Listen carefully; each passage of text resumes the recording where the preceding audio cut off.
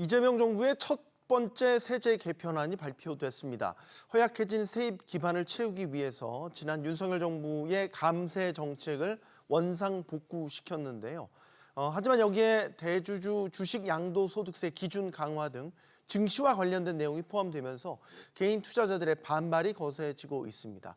코스피 5천 시대를 내세웠던 이재명 정부가 역행을 하고 있다는 거죠. 나라를 운영하기 위해서 세수냐, 증시 부양이냐, 과연 어디에 중점을 두는 것이 좋을지 지금부터 이야기 나눠보겠습니다. 함께해 주실 분들 소개해드리죠. 국립한밭대 회계세무학과 이동건 교수 나오셨고요. 강남대 세무학과 유호림 교수, 차 파트너스 자산운용 김형균 본부장 나오셨습니다. 안녕하십니까? 네, 반갑습니다. 안녕하세요. 용감한 토크쇼 직설은 SBS 비즈 뉴스 앱과 유튜브에서 실시간으로 시청하실 수 있습니다. 정부는 지난 윤석열 정부의 감세 정책이 사실상 효과가 없었다고 평가했는데요. 기획재정부의 설명 먼저 듣고 본격적인 이야기 나눠보겠습니다. 지난 정부에서 감세를 통해 경제 활력을 제고하고 결과적으로 세수도 증가할 거라는 선순환을 의도하였다고 봅니다만 최근의 경제 상황과 세수 감소를 고려해 보면 현재로서는 실제 정책의 효과가 있었다는 것을 확인하기 곤란하다라고 생각을 합니다. 네, 매년 발표되는 세제 개편인데 올해 세제 개편이 좀 더 의미 있는 것은 새 정부의 첫 번째 세제 개편이었고 정권이 바뀐 뒤에 명확하게 방향성도 바뀌었기 때문이죠. 예상했지만 이전 정부에서 했던 감세 정책들이 상당 부분 다 되돌아갔습니다. 네. 법인세를 비롯해서 말이죠. 일단 어떻게 평가하시는지부터 듣겠습니다, 교수님. 예, 일단 지난 3년간 통계에 다 드러나듯이 감세 규모가 대략 90조, 올해까지도 그 효과에서 한 100조 정도 감세가 되고 그 말은 세수가 감소했다는 얘기고요. 그렇기 때문에 재정 여력이 매우 열악해진 상황이고요. 네. 그다음에 두 번째는 그냥 복합 위기라고 표현을 드릴 수 있겠는데요. 법인세 감세 이후가 아니라 사실은 코로나 위기 이후에 자영업자를 중심으로 굉장히 부채가 증가했고, 그다음에 러시아 우크라이나 전쟁이라든지 그리고 미국의 그 당시에 바이든 정부의 IRA 이런 것들이 계속 겹치는 상황에서 더군다나 이제 트럼프 관세까지 리스크로 작용을 하고 있는 이런 상황인데, 그렇다면 시장의 주체가 스스로 자금을 만들어서 활력을 불어넣기 어려운 상황. 그래서 정부에서는 어쨌든 이제 좀 증세를 해야 되지 않는가. 네. 그래서 증세로 방향을 잡은 것으로 좀 보여집니다. 네.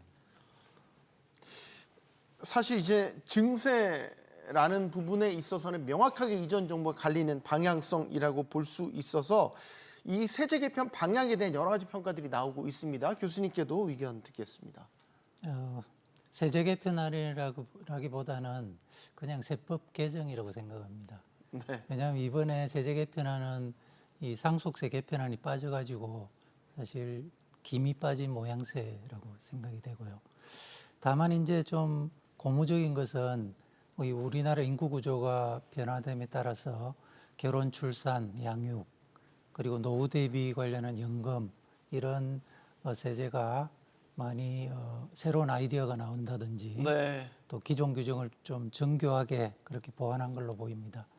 그리고 이제 부동산 시장 자금을 정권 시장으로 환류시키겠다, 유도하겠다 그런 거는 상당히 방향이 바람직해 보입니다.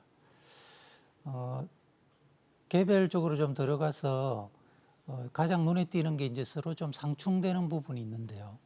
예를 들어서 AI나 반도체 같은 미래 전략 산업을 지원하기 위해서 대규모 세액 공제를 해준다고 해놓고 이 법인세율을 인상한다든지, 아니면 정권시장 활성화를 위해서 배당소득을 분리과세한다고 해놓고 정권세율을 인상한다든지 대주주 범위를 확대한다든지 그런 상충되는 규정이 많은 것 같습니다. 이러한 규정은 사실 세법의 정책적 효과를 떨어뜨리는 그런 문제가 있다고 생각합니다. 네. 일단 총평에 대한 부분을 들었고요. 본부장님께도 일단 총평 먼저 듣겠습니다. 네, 저는 간단히 말씀드리면요. 네. 증세냐 감세냐 하는 방향성은 어떤 재정 상황이나 정부의 조세 철학에 의해서 달라질 수 있다고 봅니다. 네. 그래서 자본시장 참여자, 투자자 관점에서 조금 이게 정부의 목적을 달성할 수 있는 정책인가 하는 그런 개별적인 좀 부분들이 있거든요. 그건 이제 추후에 제가 또 따로 말씀드리도록 하겠습니다. 네.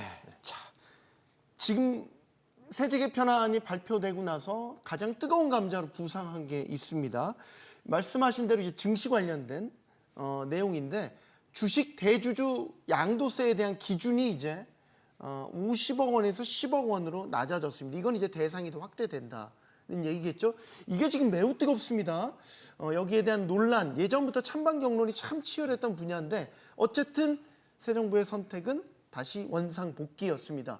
어떻게 보십니까, 본부장님? 이어서 말씀해 주시죠. 예, 이거의 이제 이름을 보면 대주주 양도세이지 않습니까? 네. 그러면은 이 기준, 그러니까 금액 기준으로 10억 원 또는 뭐 코스피 1%, 코스닥의 경우 2% 이런 지분율 기준, 이 기준이 과연 대주주를 정말 의미하는 기준인가, 네. 대주주를 나타낼 수 있는 기준인가를 생각해 보면 사실 전혀 그렇지 않다고 보거든요. 왜냐하면 우리나라에 지금 상장 기업이 한 2천 몇백 개가 있는데 시가총액 평균으로 보면 한 9천억 정도 되는 것 같고요. 네. 중앙값은 그거보다 좀 낮겠지만요. 일단 10억 원이면 9천억짜리 시총 기준으로 지분율이 0.1% 정도밖에 안 됩니다. 이 0.1%의 지분율을 가지고 과연 대주주라고 할 수 있을 것인가? 그러니까 좀 의문이 있고요. 그리고 사실 이게 대주주라고 하면 기업에 영향력을 좀 미칠 수 있다는 의미를 우리가 이제 의미로 생각을 해야 될 텐데 0.1% 또는 10억 원 아니면은 뭐 1% 가지고도 영향력을 행사할 수 있을지 좀 의문입니다. 그리고 예를 들어서 기업마다도 너무 다르죠. 그러니까 예를 들어서 시총 400조인 삼성전자 주식 10억 가졌다고 우리가 어떤 삼성전자 영향력을 행사할 수 있는 대주주로 볼 수 있을 것인가? 뭐 이것도 생각해봐야 될 거고. 네. 반면에 뭐 시가총액 굉장히 작은 뭐 일부 코스닥 기업 경우에는 10억 갖고도 충분히 영향력을 행사할 수 있는 경우도 있을 수 있겠죠. 뭐 이런 부분도 있고요. 그리고 이거는 이렇게 단순히 종목별로 10억을 규정을 해버리면 예를 들어 수천억 자산가인데 각 종목별로 10억 미만으로 다 맞춰서 분산 투자한 투자자는 세금을 안 낼 것이고 수십 개의 종목으로 다 나눠서 그렇죠. 네네. 예. 그것도 이론적으로는 가능하죠. 네네. 뭐 예를 들어 재산이 한 1, 20억밖에 없는데 한두 종목에 그냥 몰빵 투자한 투자자들은 네. 세금을 내야 되는 상황이 발생할 수 있을 거고요. 그리고 또 이게 연말 기준으로 기준일이 잡히다 보니까 연말 기준으로는 10억이 넘었는데 예를 들어 취득 원가는 훨씬 낮았어요. 근데 연말 기준으로 10억이 넘었고 근데 실제 주식을 매도할 때 주가가 빠져도 대주주에 해당됩니다. 반면에 연말 기준으로는 10억 원이 안 됐는데 그 다음 연도 그 연중에 주가가 많이 올라서 예를 들어 20억의 주식을 팔았다 해도 세금이 부과가 안 되죠. 그러니까 이런 좀 기준일 관련된 부분도 문제가 있고요. 그리고 이게 잘 아시겠지만 연말 전에 개인들은 다 주식을 팝니다. 10억 미만으로 맞추려고요. 그래서 이거는 증시의 주가 변동성을 심화시킨다는 측면도 있겠지만 사실 제가 보는 더 중요한 측면은 대부분의 기업이 우리나라는 12월 결산법인이기 때문에 그 주총 의결권이 12월 말 기준으로 생깁니다. 네. 근데 큰손 대주주들이 그래도 한 주식에 100만 원, 200만 원 투자한 투자자들보다는 훨씬 기업에 관심이 많기 때문에 의결권을 좀 적극적으로 행사하는 투자자들이거든요. 근데 이제 그런 분들이 연말 전에 주식을 다 팔아버리면 의결권을 상실하게 되고요. 그걸 이제 금융기관이나 이런 대주주 좀 친화적인 기관들이 받아서 어떻게 보면은 지배주주의 지배력을 조금 더 강화하는 그런 결과로 나타날 수 있다는 생각도 하고 있습니다. 네. 지금 굉장히 다양한 측면에서 대주주 양도소득세 기준을 10억 원으로 다시 낮춰서 확대한 것에 대한 문제점들을 다방면에 걸쳐서 지적을 해주셨습니다. 유 교수님, 이 말씀을 들으면 낮추면 안 되겠는데요? 제가 하려고 했던 말씀의 대부분을 먼저 해주셨는데요. 네. 저는 기본적으로 어쨌든 앞서 설명드린 전체적인 거시 환경을 봤을 때 증세가 필요하긴 하지만 만약에 증세를 하려고 한다면 좀 더 종합적으로 그리고 정합성에 맞춰서 좀 이 세제 전반을 봤어야 되는데 네. 조금 너무 단순하게 접근한 게 아닌가 하는 그런 생각이 있고요. 마찬가지 의견을 조금 정리해서 드리자면 매년 그랬듯이 아마 이번에 50억에서 10억으로 낮추게 되면 대주주 회피 물량이 연말에 나올 수밖에 없는 게 사실이고요. 이게 만약에 지속되는 경우, 다시 말하면 연말이 오기 전부터 이제 물량 조절에 들어가거든요, 대주주들은. 네. 그렇게 된다면 하반기가 이제 상승으로 가기는 좀 어렵지 않을까, 압력으로 작용한다는 것이죠. 그럼 더군다나 더 이제 걱정되는 건 연말에 특정일을 기준으로 하기 때문에 그 전에 아마도 인버스 투자나 아니면 공매도가 증가할 가능성이 매우 높습니다. 그러면 네. 단순히 대주주 회피 물량 때문에 주가가 하락하는 게 아니라 하락이 하락을 부르는 네. 단기적으로 굉장히 큰 변동성을 줄 수 있다. 이게 더 큰 문제라고 생각이 들고요. 수급적으로도 이상한 오류가 그렇죠. 만들어질 수 그럼 있다. 그 과정에서 그런 기대하는 세수는 거둘 수 있느냐? 대주주의 자격을 일부러 지금 빠져나가려고 물량을 던졌기 때문에 대주주가 안 되거든요. 과세를 못하는 일이 벌어지는 겁니다. 그래서 이게 기대한 만큼 세수가 거칠 것이냐에 대해서 회의적이고 더 나아가서는 자본시장의 변동성, 특히 증시의 변동성을 키우기 때문에 개인 투자의 입장에서는 이런 상황 자체가 굉장히 곤혹스럽다 이렇게 볼 수 있는 거고요. 그렇다면 이 잘못된 거라고 볼 수밖에 없는데 저는 기본적으로 어떻게 생각하냐면 양도소득세거든요. 그렇다면 이렇게 대주주 기준을 가지고 과세 여부를 결정할 것이 아니고 소득의 크기에 따라서 과세할 것이냐 말 것이냐를 결정하는 것이 옳은 것이죠. 그걸 대주주로 이렇게 무슨 무자르듯이 하지 말고 그렇죠. 예. 그냥 번 것에 대한 과세를 그냥 그렇죠. 적정한 비율로 매겨서 하죠. 그렇죠. 그런데 이제 지금 어쨌든 이 정부의 기본 방향은 증시도 부양하게 되기 때문에 증시를 부양한다는 차원에서 보면 1년 동안에 벌어들인 이익과 손실을 전부 다 상계 처리한 다음에 그 이후에 일정 금액 이상 대주주 여부에 관계없이 일정 금액이라고 하면 뭐 몇천만 원 정도가 아니라 증시 부양 차원에서 좀 더 큰 금액으로 예컨대 1세대 1주택에서 비과세하는 정도 금액은 맞춰줘야만 머니무브가 일어나지 않겠습니까? 그래서 기준 자체를 좀 바꿔야 될 필요가 있다. 저는 이제 이렇게 좀 생각을 하고 있습니다. 물론 그 과정에서 말씀드렸던 장기 보유라든지 아니면 2월 손실 같은 경우도 고려를 해야 되는데 결국에는 조금 완화된 형태 그리고 부분적인 금융소득세 형태로 세제를 좀 잘 만들어 갔어야 되는데 아마도 이 부분은 인수위도 없었고 그리고 뭐 언론에 여러 차례 보도됐습니다만 인수인계도 제대로 받지 못한 상황이고 그러다 보니 급하게 세제를 만들어내는 과정에서 좀 종합적으로 고려하지 못하고 좀 빠르게 정책 대응에 나서다 보니 이런 좀 문제가 있지 않았나 이렇게 판단하고 있습니다. 이동건 교수님은 대주주 양도소득세 기준 10억 원으로 낮추는 것에 찬성이세요, 반대세요? 저도 반대입니다. 반대하세요? 그 앞에 두 분이 다 잘 말씀해 주셨는데요. 저도 이제 10억 원 기준이 어느 정도인지 한번 궁금해서 계산을 해봤는데요. 이 삼성전자가 시가총액이 1인데 408조거든요. 거기에 10억 원은 0.0002%입니다. 네. 감이 잘 안 오실 건데 50만 분의 1입니다. 이게 과연 대주주냐, 과세하는 게 맞느냐 그런 의문이 들고요. 그다음에 저도 마찬가지로 세수 효과 뭐 2천억이라 그러는데 연말에 2천억 팔아버리면 2천억 절대 안 됩니다. 그래서 결국 장기적으로는 금융투자소득세, 네. 유 교수님 말씀하셨지만 그런 방향으로 가야 되지 않나 생각합니다. 근데 이제 그 대주 양도세를 10억 원으로 낮출 경우에 그럼 얼마나 많은 그 주식 투자자 전체 주식 투자자 중에서 얼마나 과세 대상이 되느냐? 얼마 안 돼요, 사실. 예, 그렇게 많이 안 되면 그래서 사실 민주당 일각에서 얘기하는 거는 너무 과하게 지금 반응을 한다라는 거죠. 이거를 부자 감세라고 일종의 프레임이라고 볼 수도 있겠지만 부자 감세가 될 수 있다고 보는 게 10억 원 이상을 가진 대주주가 2023년 기준으로는 3,200여 명 정도, 전체 개인 주식 투자자의 0.02%. 물론 지금 주가가 또 많이 올랐다고는 하지만 아무리 많이 올랐어도 예를 들어서 0.1%도 안 될 거라는 얘기죠. 근데 이걸 가지고 너무 무슨 증시가 무너진다느니 연말에 매도세가 터진다느니 이건 너무 과하게 반응한다라는 거죠. 이런 이야기에 대해서 어떻게 보세요?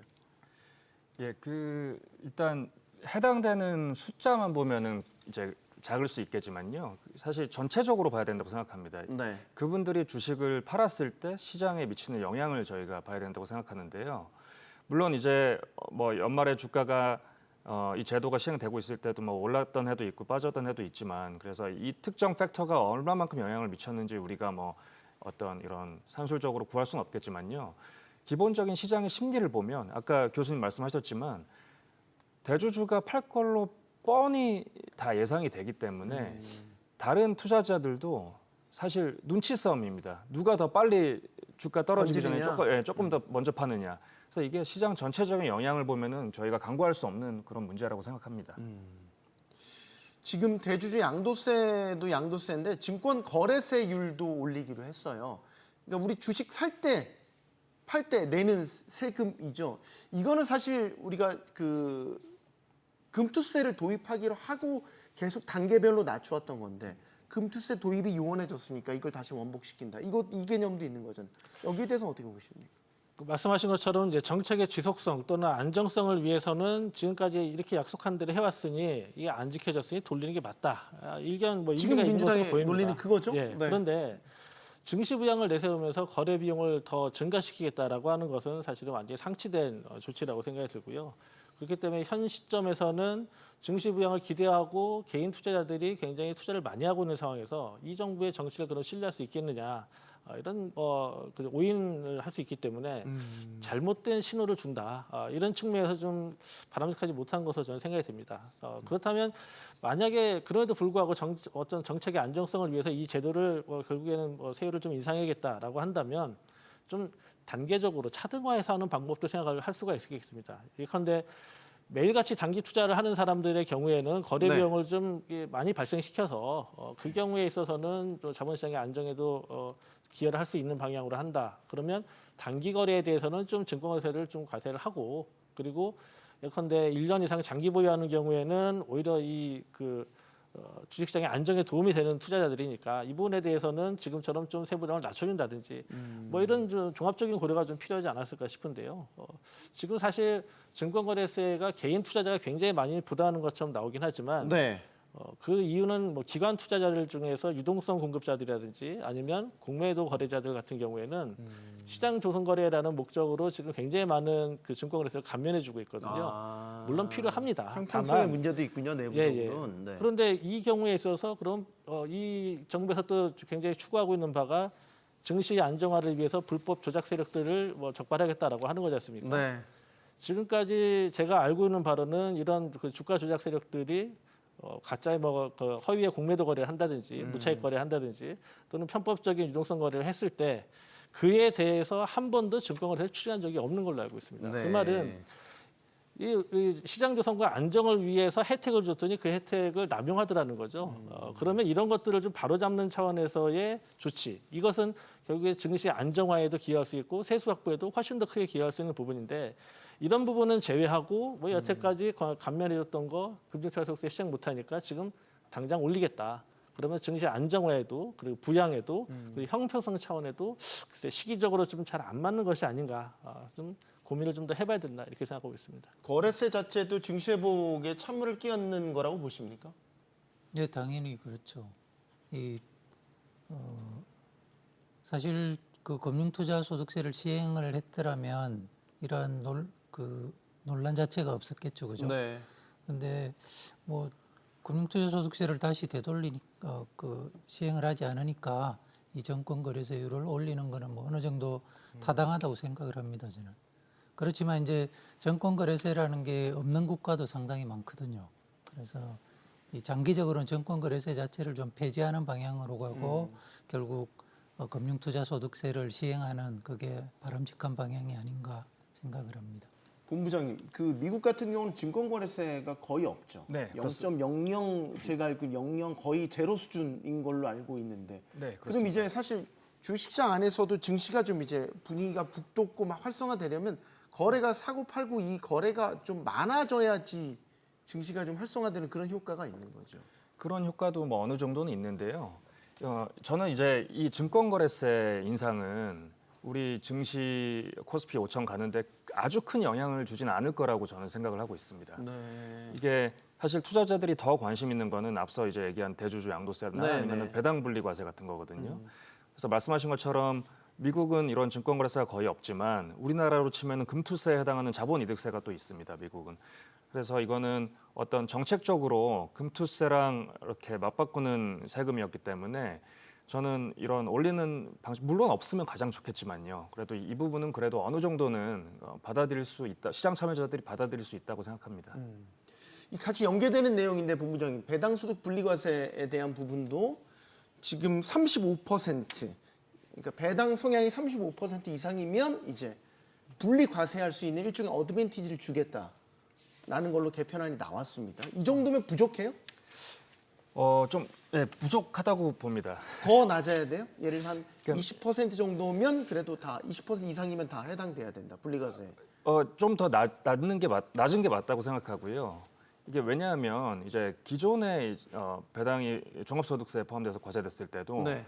이게 지방세 포함 49.5%였지만 이게 뭐 아시다시피 사실은 주주 입장에서 봤을 때 배당세라는 거는 법인세 낸 다음에 주주목세에서 한 번 더 내는 이중과세입니다. 네. 그래서 우리가 이런 이중과세를 좀 보완하려고 그 배당소득 그로스업이라는 제도를 통해서 법인세 낸 만큼을 일종의 좀 이렇게 감액해주는 그런 제도가 있습니다. 그래서 실질적으로 이 기존 세제 하에서도 49.5%의 세율이 한 30% 중후반대 정도 이제 가는 그런 이제 실효세율이었던 것 같거든요. 네. 그래서 이번 개편안 35% 지방세 포함 38.5%인데 사실 기존이랑 투자자 입장에서 크게 차이 나는 거를 이제 못 느끼는 그런 세금적으로 못 느껴요? 저 네, 정도면? 세제라고 생각을 합니다. 우리가 지금 배당 성향 기준으로 보면은 많이 떨어지잖아요. 한 26% 정도인 걸로 알고 있는데 이렇게 분리과세 같은 게 일종의 어드밴티지가 도입이 되면 투자자들도 배당 좀 많이 하는데 투자하려고 하고 기업들 입장에서도 예를 들어서 뭐 대주주를 고려한 배당을 좀 늘린다든지 뭐 이런 결정들이 이루어지지 않겠어요? 이건 본부장에게 먼저 듣고 예. 그 이제 대주주 입장에서 배당을 안 하는 이유는 크게 두 가지일 텐데 첫 번째는 본인 지분율이 낮아서 배당 주면은 다른 주주들한테 다 돈이 새기 때문에가 1번일 거고 그다음에 2번이 세금 형태로 정부에 나가기 때문에 두 가지일 텐데 네. 이번 세제 개편으로 대주주 입장에서는 세금이 절감되는 게 아주 크진 않다고 저는 생각하거든요. 그러니까 뭐 예를 들어서 50% 내다가 40% 낸다고 그러면 배당을 파격적으로 더 할까? 이런 부분은 좀 의문이 있습니다. 그래서 이왕 이런 효과를 누리려면 세율을 조금 더 낮추는 게 맞지 않을까? 소득세율 자체를 낮춰야 된다. 그렇습니다. 네. 이게 딜레마가 있는데 정부도 세원이 별로 없잖아요. 그래가지고 무턱대고도 낮추기도 뭐한데 이 중간쯤에 적정한 선이 어딘지를 모르겠어요. 제가 일단 통계 자료부터 좀 말씀드리겠습니다. 네. 2024년도에 나온 국세 통계를 보시면 배당소득 5억 원을 초과해서 금융수당 종합과세로 신고한 사람들 숫자가 6,882명입니다. 그리고 금융소득 종합과세로 신고한 사람들, 네. 이 사람들은 33만 6,246명, 비율로 따지면 2.05%고요. 전체 종합과세 신고자들 보면 1,148만 1,360명인데 여기하고 비교하면 0.06%입니다. 그 말은 무슨 얘기냐면 6,882명의 극소수의 금융소득자들이 전체 배당소득의 약 56%를 가져간다 이렇게 말씀드릴 수 있는데 뭐냐면 금융소득 종합과세로 신고했던 배당소득의 합계액이 21조 7,392억 정도인데 네. 지금 말씀드린 6,882명이 12조 3,327억을 신고했습니다. 그 말은 0.06%의 인원이 전체 배당소득의 절반 이상을 가져간다. 그렇기 때문에 이거는 뭐 초부자 감세다라는 거를 피하기 어려울 것 같고요. 두 번째는 그 말은 이렇게 감세해준 효과가 6,882명이 대부분 가져간다. 이런 얘기가 되는 건데 이로 인해서 자본시장이 활성화된다. 그걸 뒤집어 생각해 보면 6,882명이라고 하는 금융소득 종합과세자에 해당되는 사람들 때문에 우리나라 증시가 활성화되지 못한다. 논리가 너무 과하게 비약된 게 아닌가 싶은 생각이 듭니다. 그래서 뭐 이 세율을 더 낮춘다고 해서 우리가 자본시장이 활성화된다, 증시가 활성화된다. 저는 이 방법도 당연히 필요하리라 생각되지만 제가 생각하는 방법은 미국처럼 이렇게 대주주들이 의도적으로 배당을 하지 않고 뭐 좀 과도하게 유보를 하는 경우에 이 유보를 유도하는 방식으로의 예컨대 과거 우리나라에서 했던 기업소득환류세제 같은 이런 배당을 유도하는 그 세법 규정들도 있거든요. 세금 가지고 증시를 부양한다라고 한다면 네. 아마 이런 방법도 있는데 이게 효과적인 건 첫 번째 배당뿐만이 아니고 과거 우리나라 기업소득환류세제를 보면 고용 증대와 그리고 투자 증가에 대해서도 역시 마찬가지로 세부담을 덜어줍니다. 그러면 단순히 배당만 늘리는 것이 아니라 배당도 늘리고 거기에 투자와 고용도 늘린다.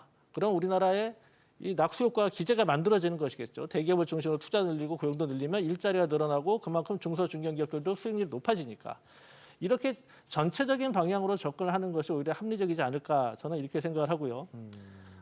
동시에 하나 더 고려해야 되는 거는 결국에 지금 우리나라의 증시가 활성화되는데 가장 큰 장애물은 저는 대주주에게 어떤 이런 조세 부담을 경감해 주나 그렇지 않느냐 이 부분이 아니라 네. 어떻게 하면 부동산에 묶여 있는 자금을 증시로 끌어낼 것인가 하는 부분인데 제가 2022년 통계까지 확인해 본 결과로는 지금 현재 우리나라 토지 건물 주택에 몰려 있는 자산 총액이 네. 대략 우리나라 전체 GDP의 7배 가량 됩니다.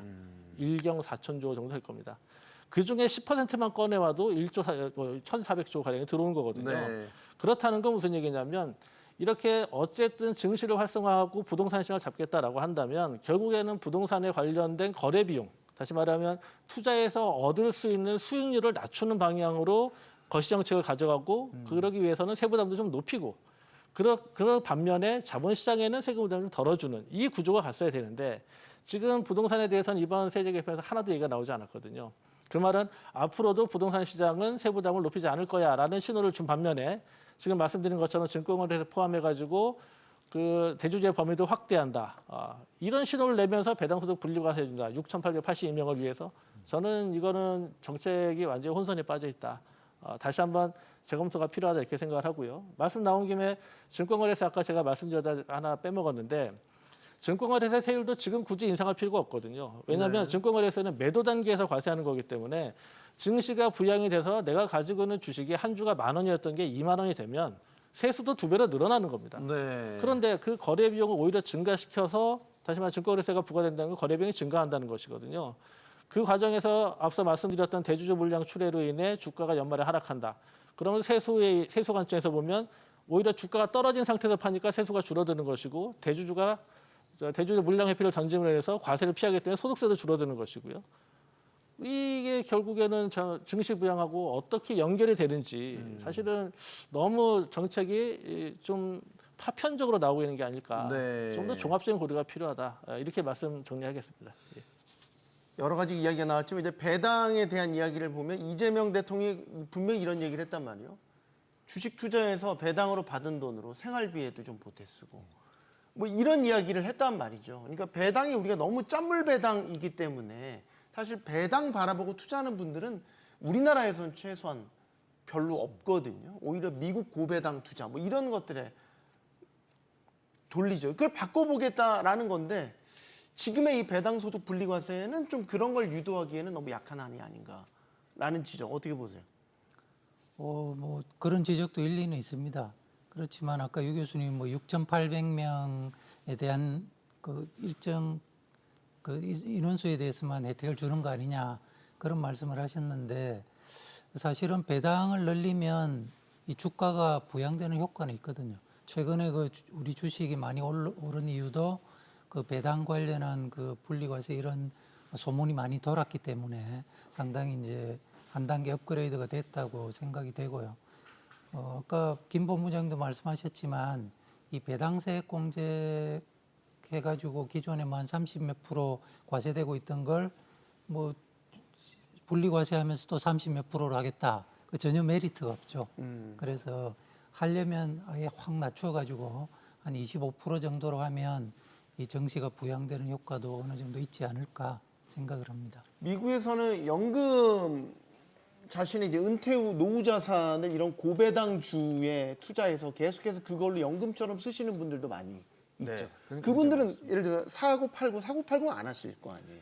그렇죠. 그리고 미국은 개인이 직접 투자하는 비중보다는 기관 투자자를 통해서 투자하는 비중이 훨씬 높기 때문에 네. 이렇게 매매를 이렇게 자주 하는 그런 경우는 많이 없습니다. 우리 따지면 DC형 같은 연금으로 네, 그렇습니다. 많이 하시는 네. 거잖아요. 네. 그러니까 그렇게 배당을 많이 주는 곳에 대한 안정적인 투자자들의 투자가 이루어지게 되고 그들도 이 투자자들의 중요성을 알기 때문에 되도록이면 배당 정책에 있어서 주주들을 위한 고배당 정책을 쓰려고 노력을 하고 이게 일종의 이제 문화이기도 하지만 선순환의 모습인 거예요. 우리는 지금 그게 없는 거죠. 우리는 웬만하면 특히 이제 제조업 같은 경우는 많이 배당 안 하려고 하지 않습니까? 근데 거기에 대한 명분이 이제 예를 들어서 미래를 위한 투자 뭐 이렇게 얘기를 하는데 지금까지는 그게 이제 어느 정도는 먹혀왔단 말이죠. 근데 이제 그런 시대가 아니다라고 보는 거죠. 예, 기업들이 미래를 위한 투자를 한다는 이제 명분으로 배당을 적게 하거나 안 하고 돈을 이제 회사에 쌓아놓는데 그러면은 과거 한 20, 30년을 우리가 봤을 때 실제로 미래를 위한 투자를 많이 했냐를 보면요. 우리나라 상장 기업 중에 시총보다 더 많은 순현금을 갖고 있는 기업들이 상당히 많습니다. 우리나라 그 상장사들이 해외 다른 상장사 비교했을 때 사내 유보금이 많은 편이에요? 엄청나게 재무제표 네, 엄청나게 많은 편입니다. 예를 들어서 뭐 미국의 기업들은 오히려 벌어들인 이익이나 쌓여 있는 자본보다 더 많이 배당해서 자본이 마이너스인 경우도 많거든요. 근데 아, 그래요? 네, 그래서 뭐 이제 그게 너무 과도하다는 지적은 이제 미국에서 지금 뭐 있고요. 네. 그래서 우리나라는 그 반대로 너무 돈을 투자도 안 하고 주주한테 돌려주지도 않아서 기업에 너무 많은 자금이 쌓여 있습니다. 왜 그런 거죠? 그러니까 이게 결국에는 배당하면 아까 말씀드렸다시피 다른 주주들한테 나눠줘야 되고 세금도 내야 되고 그냥 쌓아놓다가 나중에 그 다 같이 인정받아서 자기 대주주 지분만 비싸게 뭐 사모펀드나 어디에 팔든지 이런 일도 최근에 많이 일어나고 있고요. 그러니까 이거 잠깐 이제 세금이랑 관련 없는 거버넌스 얘기지만 네. 우리나라에서는 지배권 지분을 거래할 때 다른 주주 지분까지 다 사줘야 되는 의무공개 매수 제도라는 게 없거든요. 근데 뭐 유럽이나 뭐 아시아 다른 국가나 심지어 미국에서도 그런 제도는 없지만은 그런 이사들의 충실 의무가 있기 때문에 주주에 대한 충실 의무로 그게 다 커버가 됩니다. 그래서 그런 경영권 프리미엄을 많이 누리지 못해요. 근데 우리나라는 네. 그런 현금 다 쌓아놓고 있다가 나중에 다 같이 본인 지분으로 다 인정받아서 팔 수 있거든요. 그러니까 이런 것들 때문에 굳이 배당을 안 하는 거죠. 그리고 뭐 계속 이제 자녀들한테 회사 물려주고 하다가 나중에 다른 형태로 다 쓸 수도 있다고 생각을 할 거고요.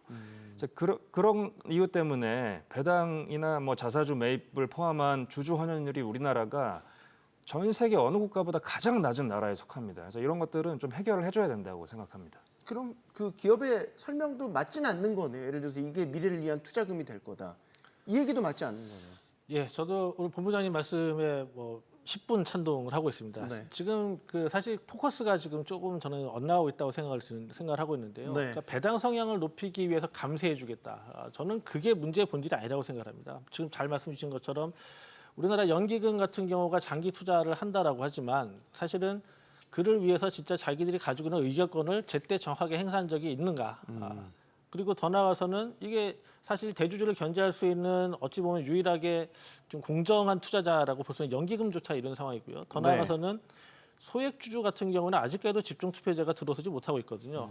그 말은 대주주라고 하는 우리나라의 재벌 뭐 이런 기업들이 연기금만 잘 이렇게 다독거려 주면 우리는 뭐 소액주주는 집중투표제를 할 수도 없게 법이 되어 있으니 그러니 그냥 자기들 마음대로 배당을 주고 안 주고 결정할 수 있는 겁니다. 그렇기 때문에 배당에 대해서 감세를 해서 이 배당성을 높이자라고 하는 것보다는 앞서 우리 본부장님 말씀 주신 것처럼 상법이나 자본시장법을 적절히 개정을 해서 본인이 보유하고 있는 지분 비율보다 더 높은 지배력을 발휘하는 것을 좀 제어를 해야 될 것이고요.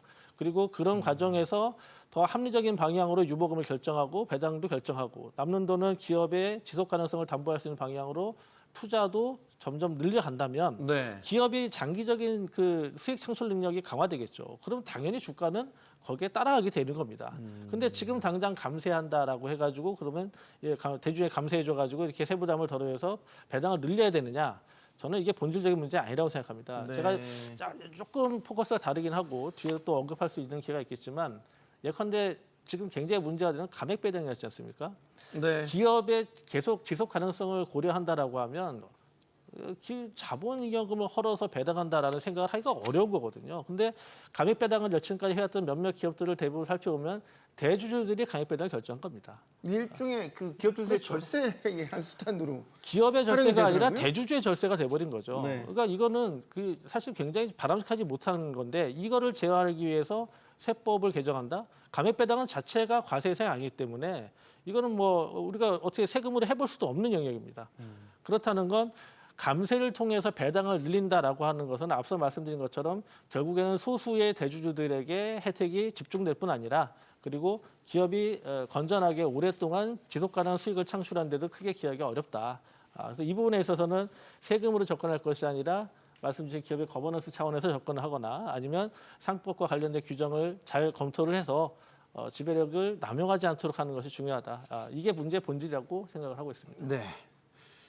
자, 이제 조금 다른 이슈로 가보도록 하겠습니다.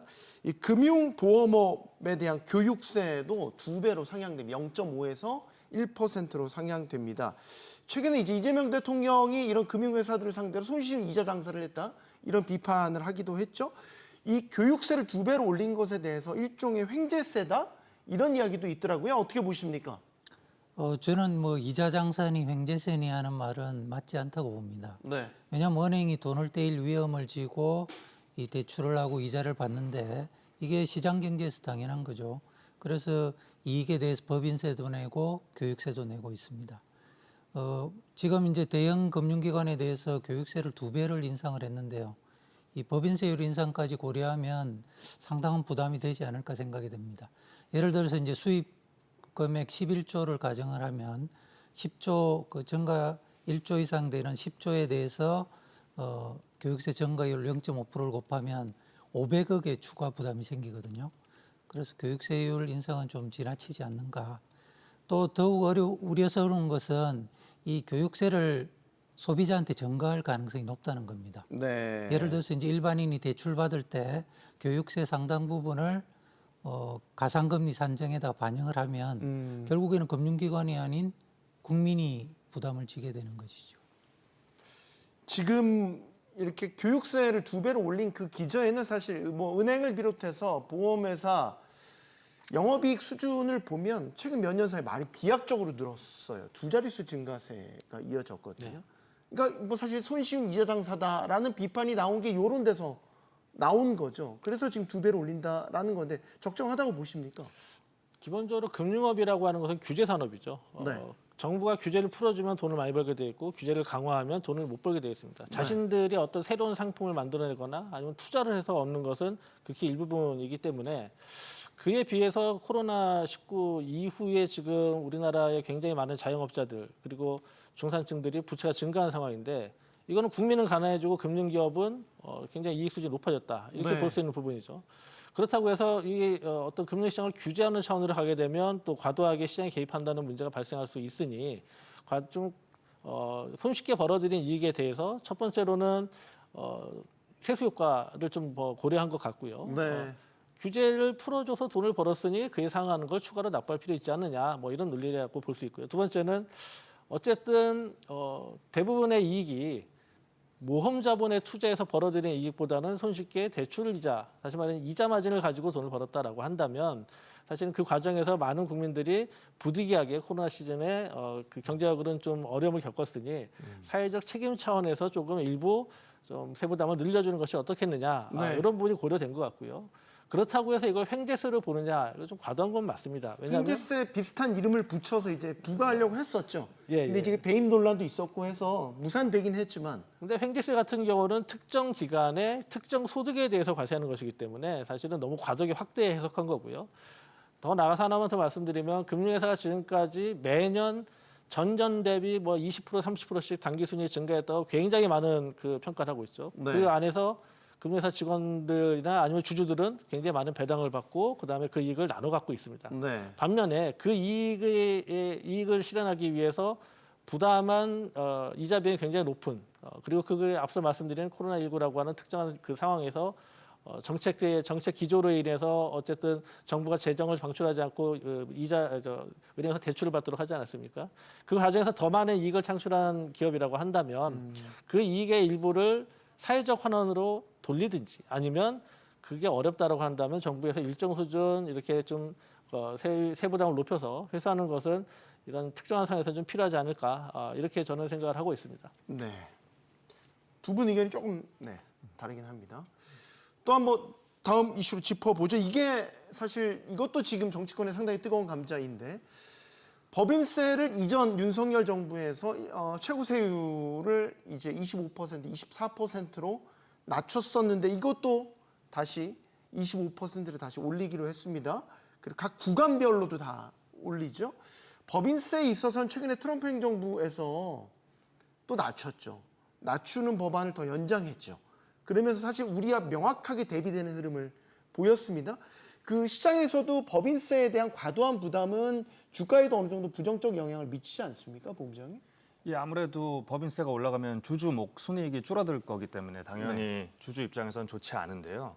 근데 사실 시장 참여자들 사이에서는 이 법인세 24%에서 25% 최고세를 올린 거는 이렇게 언급하는 사람들이 많지는 않습니다. 네. 사실 순이익이 요 정도 줄어드는 것보다 실제 주주한테 지급되는 배당에서 느끼는 그런 세율 차이가 훨씬 더 크게 다가오고 실질적으로도 그렇기 때문에 이 부분은 어떻게 보면 뭐 일종의 정책적인 문제로 저는 이제 뭐 볼 수 있다고 생각하고 또 네. 제가 뭐 이런 세금 전문가는 또 아니기 때문에 이 정도인 것 같습니다. 우리나라 법인세 부담이 글로벌리 봤었을 때도 부담이 좀 높은 편인가요?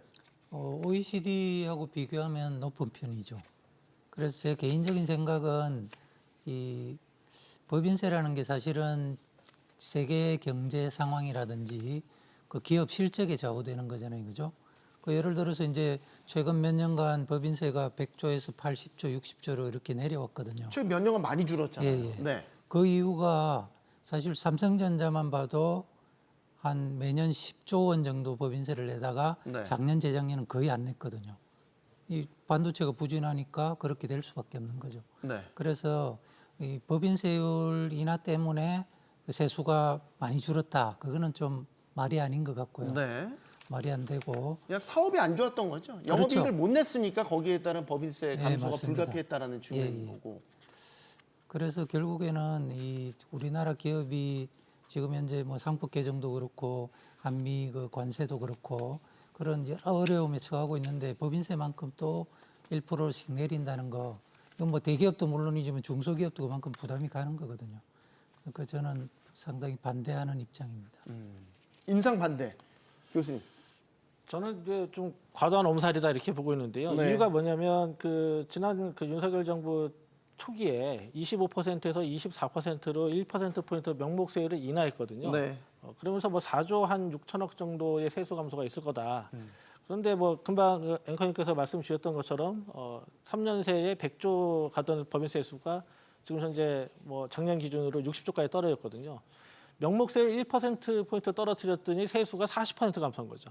물론 경기적인 효과도 있었다라고 말씀드리지만 말씀하는 분도 있지만 사실 그 안에 숨겨져 있는 실효세율이 어떻게 움직이는가에 대해서 좀 면밀히 봐야 되는데 그 네. 부분을 좀 빠뜨린 게 아닌가 하는 생각이 듭니다. 예컨대 2022년도에 그 명목세율은 말씀드렸던 것처럼 세법이 개정되면서 23년도에 24%로 떨어졌습니다. 근데 23년도에 10대 대기업의 실효세율을 살펴보면 대략 21.8% 정도 됐고요. 네. 24년도에는 18.6%로 하락했습니다. 네. 이건 이제 실제로 세금 낸 게 얼마냐를 기준으로 본 건데 그 중에 제가 주목하고 있는 건 우리나라 5대 기업의 경우는 13.9%입니다.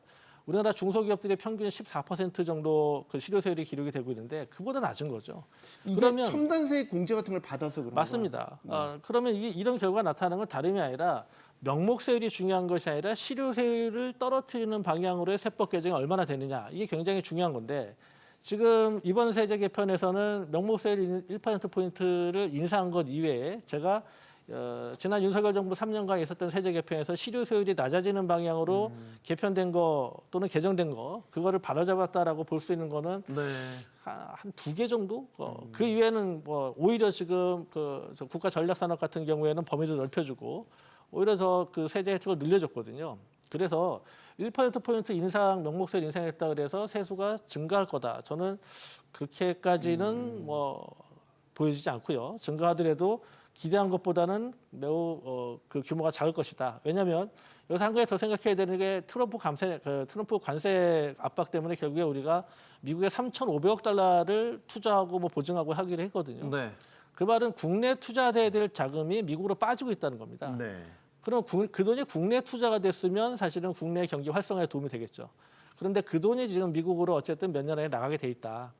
자, 그렇다는 것은 우리나라 내수 경기가 앞으로도 살아날 가능성이 그렇게 높지 않다.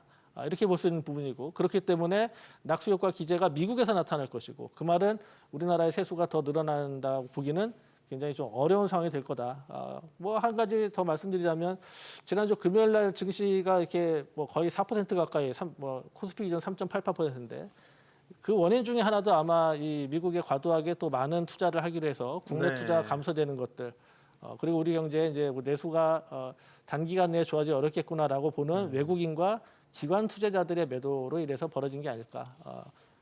금요일 날 이미 통계가 나왔습니다만 주로 네. 외국인과 기관 투자자들 다 팔았거든요. 예, 그래서 이 부분은 정리해서 말씀드리면 명목세율이 중요한 게 아니라 실효세율이 중요하고 실효세율이 인상될 수 있는 제고될 수 있는 방향으로의 아주 정밀한 세법 개정이 필요한데 그 부분이 빠져 있다. 1%포인트로 대기업들에게 갑자기 세부담이 증가하는 일은 그럴 가능성은 크지 않다. 저는 이렇게 보고 있습니다. 근데 윤석열 정부에서 법인세 부담을 낮추려고 했던 이제 기존은 방향을 좀 바꿔보자라는 거죠. 그러니까 세부담을 떨어뜨려서 기업들이 투자를 좀 더 활발하게 할 수 있게끔 여건을 마련해 주자라는 건데 그 효과를 보기 위해서는 사실 시간이 좀 필요한 것이고 근데 이제 결과적으로 보면 너무 빨리 다시 또 원복이 되는 거기 때문에 그렇게 보기 어려운 것이요. 22년도의 대선 이후 바이든이 바로 왔던 것이 다름 아니라 삼성전자 평택 캠퍼스였습니다. 네. 반도체 들고 쇼잉을 했죠. 네. 그리고 나서 삼성전자가 지난 3년간 텍사스 테일러시에 투자한 금액이 140억 달러가 넘습니다.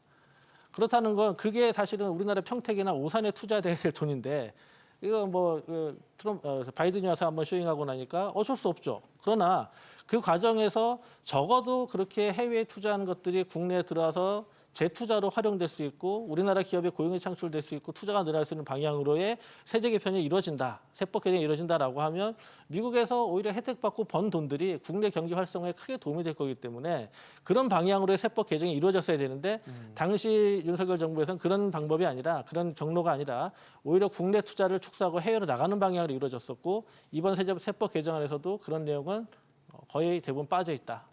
그래서 저는 1%포인트 인상으로 인해서 세수 효과가 있을 거다. 좀 전 비관적으로 보고 있습니다. 자, 마지막 질문 드려야 될 것 같습니다. 상속세 개편안 뭐 어쨌든 논의 끝에 빠졌습니다. 이번 세제 개편안에 대해서는. 그래서 아쉽다는 반응들도 나오고 있어요. 오랫동안 논의했던 부분인데 결국 넣지를 않았습니다. 왜 그렇다고 보십니까?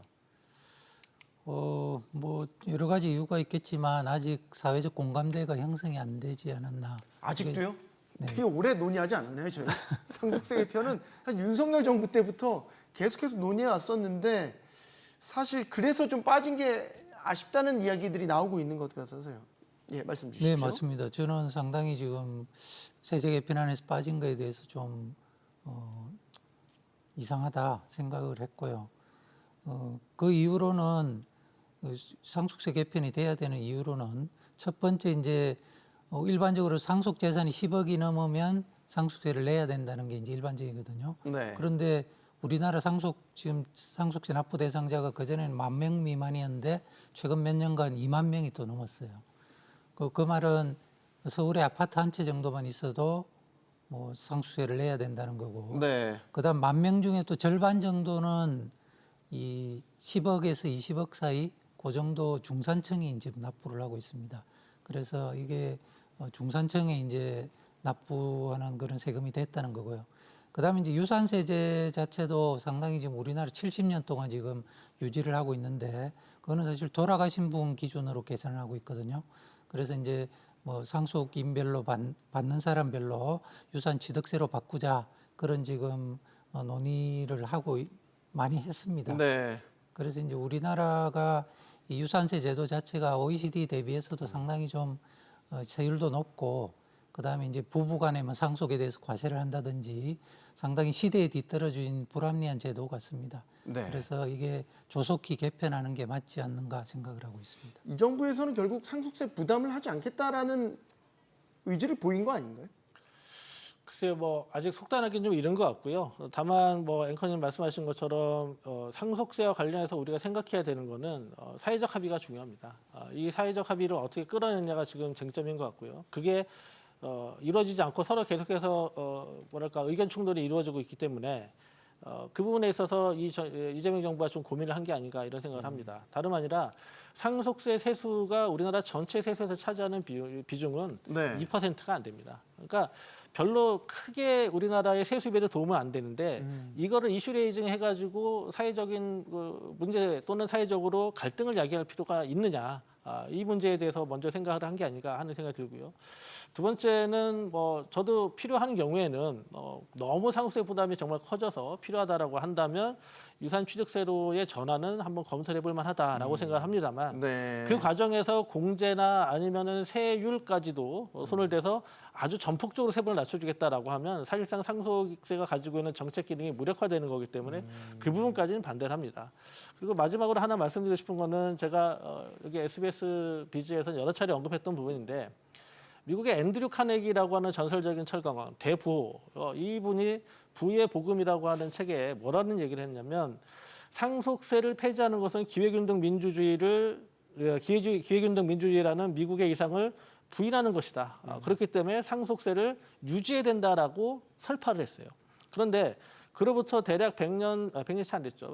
100년 가까운 시간이 지난 86년도 이후에 80년 레이건 감세 이후에 미국이 지속적으로 상속세와 그리고 자본이득세에 대한 감세를 진행한 결과 잘 아시는 것처럼 미국이 전 세계에서 가장 양극화가 심한 나라가 됐거든요. 그 말은 가장 기회균등 민주주의를 실현하기 어려운 나라가 됐다. 네. 다시 말씀드리지만 상속세는 세수 목적으로 접근할 것이 아니고 과연 우리나라의 민주주의라고 하는 이 정치 체제를 유지하는데 사회적 합의가 있어야 되는 것이고 그 사회적 합의가 아주 제대로 구현되는 것이 상속세와 관련된 문제다. 왜냐? 상속세는 결국에는 상속재산을 회수를 해서 기회의 균등, 다시 말하면 젊은 계층의 출발의 균형점을 만들어주겠다라는 차원에서 접근하는 것이지 네. 세수나 뭐 자산가들에 대한 증세를 위해서 만들었다. 이건 조금 시야를 너무 좁게 본 게 아닐까 이렇게 알겠습니다. 생각합니다. 예. 이재명 정부의 첫 세제 개편은 세입 기반을 강화하겠다는 명확한 목표와 방향성을 갖고 있습니다. 하지만 또 일부와는 강한 반발에 부딪히고 있죠. 설득과 소통의 문제인지, 목표와 방향성의 수정이 필요한 것인지 일단 정직한 진단이 우선돼야 할 것 같습니다. 용감한 토크쇼 직선을 마치겠고요. 여기는 모든 경제가 모이는 SBS 비즈입니다. 시청해주셔서 고맙습니다.